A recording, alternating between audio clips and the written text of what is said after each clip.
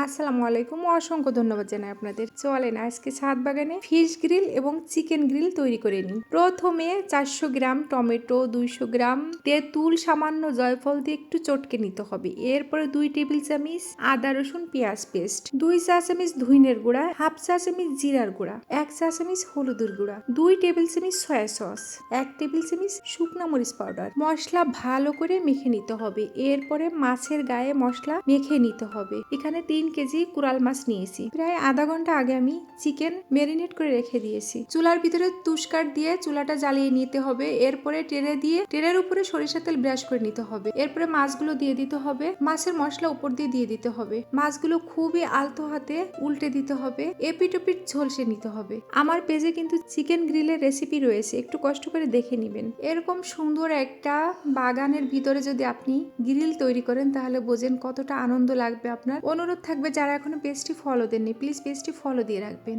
এইভাবে যদি আপনি বাসায় ফিশ গ্রিল অথবা চিকেন গ্রিল করেন তাহলে খেতে কিন্তু খুবই টেস্টি হবে। রেস্টুরেন্টের থেকেও কিন্তু বেশি টেস্টি হয়েছিল আজকের গ্রিল রেসিপি। 15 দিন হয়েছে ছাদে নিজেরাই একটা চুলা তৈরি করেছি। চুলা তৈরি করার পদ্ধতিটা কিন্তু আমি দিয়ে দেবো এরপরে, পেজে দেখে নিবেন। আর আজকের কাজগুলো কিন্তু করছে মেয়েদের বাবা, খুবই ভালো রান্না করতে পারে। আজকের মতো বিদায় নিচ্ছি, আপনাদের সুস্থতা কামনা করে। আল্লাহ হাফেজ।